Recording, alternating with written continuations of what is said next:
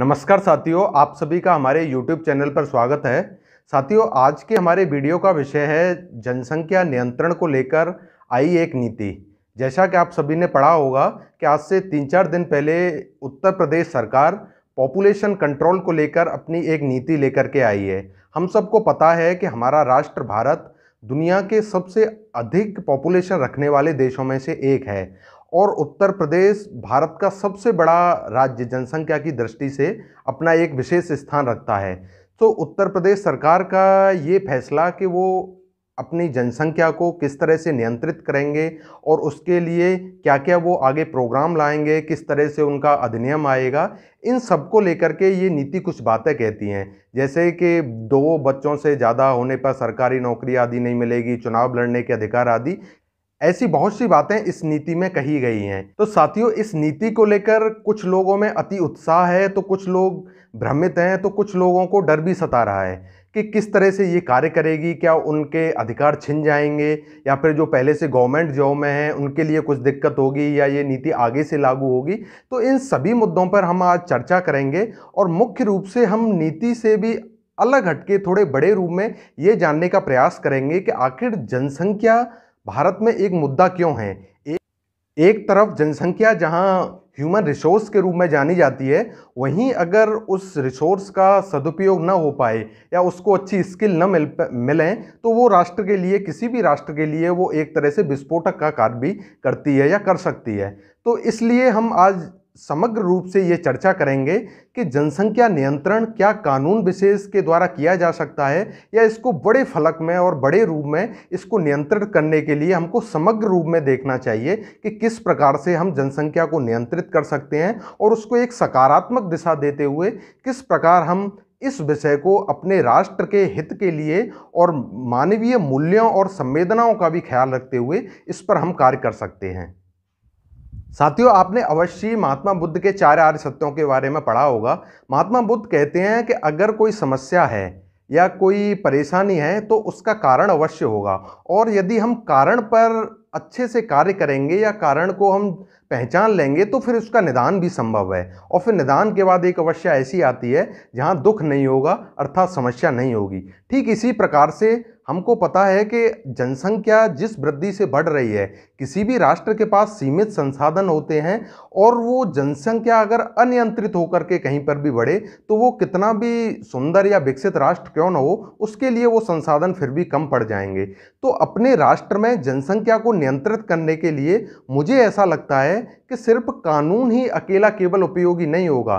कानून आवश्यक तो है लेकिन पर्याप्त नहीं है, क्योंकि किसी भी व्यवस्था को अगर कानून के सहारे उसको चलाया जाए, केवल कानून के जरिए ही उसको मॉनिटर किया जाए, तो फिर सरकार के पास दबाव भी बहुत होता है और उसकी सफलता की संभावना भी काफ़ी कम रह जाती हैं। जैसे आप उदाहरण के तौर पर देखिए कि अपने राष्ट्र में दहेज की समस्या बहुत विकराल रूप में है, अपने राष्ट्र में कन्या भ्रूण हत्या की समस्या बहुत विकराल रूप में है, अपने राष्ट्र में आपने देखा होगा कि क्राइम आदि, रेप आदि की समस्याएं भी बहुत विकराल रूप में हैं। उनके लिए अपने देश में केंद्र सरकार ने, राज्य सरकारों ने भी कानून बनाए हैं, लेकिन उसके बावजूद हम इसको पूरी तरह नियंत्रित नहीं कर सके हैं। तो मेरे कहने का तात्पर्य ये है कि कानून किसी भी समस्या को समाधान करने के लिए एक रास्ता दिखाता है, उससे चीज़ें नियंत्रित भी होती हैं, लेकिन अगर हम समाज में सकारात्मक रूप से बदलाव करें, समाज को जागरूक करें और समाज अपना कार्य ठीक से करने लग जाए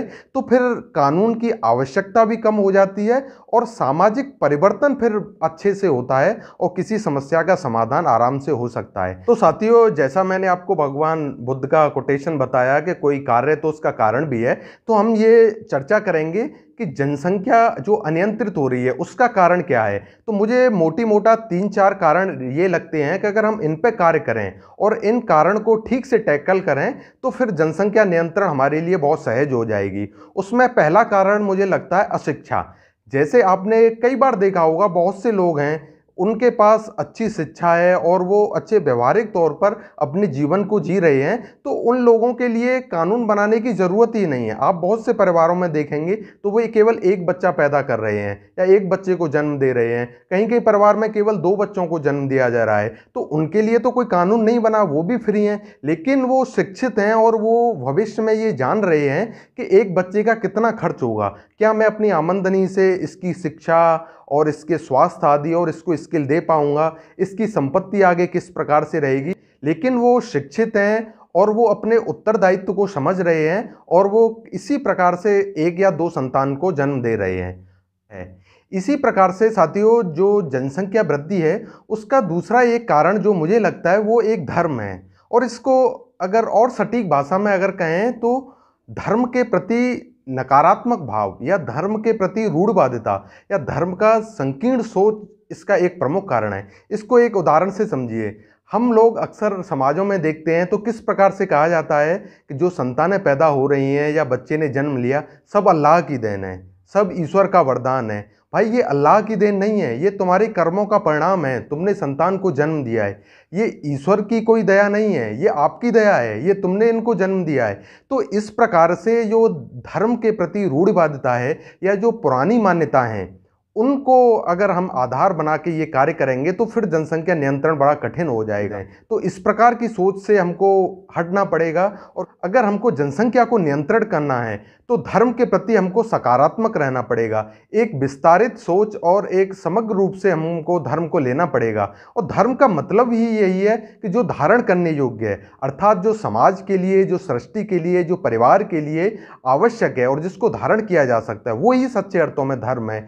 न कि रूढ़वादी रूप में इस तरह की मान्यता रखना कि ये अल्लाह की देन है। इस प्रकार से हम धर्म के प्रति सही सोच रख के भी जनसंख्या नियंत्रण में अपना प्रमुख योगदान दे सकते हैं। साथियों, अपने राष्ट्र में जनसंख्या वृद्धि का एक प्रमुख कारण और जो तीसरा कारण है वो मुझे ऐसा लगता है कि वो कुछ सामाजिक मान्यताएं हैं। जैसे आप कल्पना करो, किसी परिवार में अगर पहला जो बच्चा है, जो फर्स्ट चाइल्ड है, वो अगर गर्ल चाइल्ड है, बच्ची ने जन्म लिया, तो न चाहते हुए भी कोई व्यक्ति अगर एक बच्चा भी पैदा करना चाह रहा है लेकिन वो पुरुषवादी मानसिकता से प्रभावित है या पुरुष वर्चस्व से प्रभावित है और उसकी ये मान्यता है कि परिवार को चलाने के लिए बेटे की आवश्यकता है और बेटा ही परिवार का मुखिया है, तो वो न चाहते हुए भी दूसरी संतान को जन्म देता है ताकि उसके बच्चा हो जाए और उसके बेटा हो जाए। और अगर दूसरी भी बेटी हो गई तो फिर तीसरी संतान को जन्म देता है। तो इस प्रकार से हम जो असमानता का भाव है जो बेटा बेटी के प्रति, वो भी जनसंख्या वृद्धि में एक प्रमुख कारण है। तो अगर हमें जनसंख्या को नियंत्रित करना है तो अपनी इस सोच को ठीक करना पड़ेगा कि बेटा बेटी समान है और हमको अगर एक संतान पैदा करनी है या 2 संतान पैदा करनी है तो चाहे फिर वो लड़की हो या लड़का हो, दोनों को हम बराबर मान्यताएं देंगे और उसके बाद संतान पैदा नहीं करेंगे।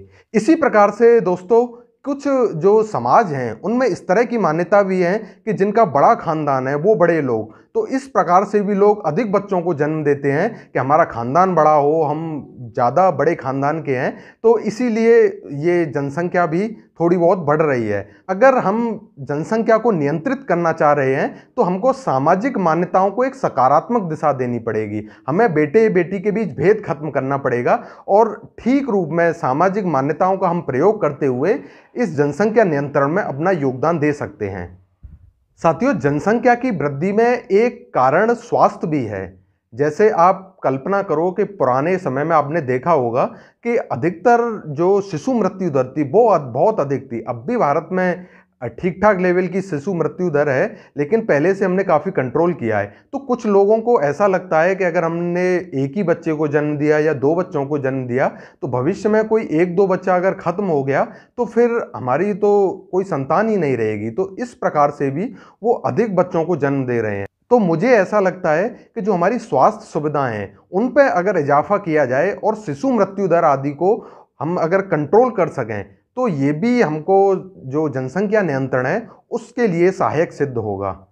इसी प्रकार से साथियों, जो जनसंख्या वृद्धि है उसमें एक कारण व्यक्ति के जो शारीरिक संबंध हैं उसके संबंध में उसकी लैक ऑफ अवेयरनेस भी है। जैसे गर्भ निरोधक आदि का प्रयोग नहीं करना या अनचाहे रूप से शारीरिक संबंध बनाना, तो इस कारण उसको पता ही नहीं चलता है कि संतान की उत्पत्ति कब हो गई। अगर हम शारीरिक संबंधों के प्रति अवेयर होंगे और ये जानेंगे कि कब संतान उत्पत्ति करनी है और कितनी संतान को जन्म देना है, तो ये भी जनसंख्या नियंत्रण में एक प्रमुख कारण के रूप में उभर करके आएगा। से हम कॉन्क्लूजन के तौर पर ये कह सकते हैं कि यूपी सरकार जो अपनी पॉलिसी लेकर के आई है जनसंख्या नियंत्रण के लिए, वो एक सकारात्मक कदम है। लेकिन अगर हम इसको केवल कानून में बांध कर ही इसको इस समस्या के निदान के लिए कार्य करने का हम प्रयास करेंगे, तो मुझे ऐसा लगता है कि वो प्रयास अधूरा रहेगा और सरकार को भी दिक्कत रहेगी। क्योंकि अगर हम कोई भी कार्य समाज को साथ लेकर करते हैं और जब समाज और सरकार एक दूसरे की पूरक होकर के कार्य करती हैं, तो उस कार्य की हम प्राप्ति भी अवश्य करेंगे और जल्दी करेंगे और वहाँ फिर टकराव की स्थिति नहीं रहती। तो सरकार कानून बनाए, सकारात्मक रूप में कानून का प्रयोग करे, लेकिन साथ ही साथ हमको अशिक्षा को दूर करना पड़ेगा, साथ ही साथ हमको अपनी स्वास्थ्य व्यवस्थाएं अच्छी करनी पड़ेंगी, हमको सामाजिक मान्यताओं को बदलना पड़ेगा, हमको समाज और सरकार को साथ लेकर के कार्य करना पड़ेगा। तो फिर परिणाम आराम से आएगा और कोई दिक्कत नहीं होगी। और लोगों के जो मौलिक अधिकार हैं, जैसे आर्टिकल 21 लोगों को फ्रीडम ऑफ लाइफ देता है कि उसको जीवन जीने का अधिकार है, तो इस प्रकार से वो अपने संवैधानिक अधिकारों का भी अच्छे से प्रयोग करेगा। उसके ऊपर ज़्यादा कानूनी तौर पर चेक एंड बैलेंस भी नहीं रहेगा और हमारे जो राष्ट्र के उत्थान के लिए जो स्किल डेवलपमेंट है, जो हम श्रेष्ठ संतान, जो ह्यूमन रिसोर्स पैदा करना चाह रहे हैं, उसकी तरफ भी हम आगे बढ़ेंगे और समग्र रूप में इस समस्या का समाधान हम निकालने में सफल होंगे।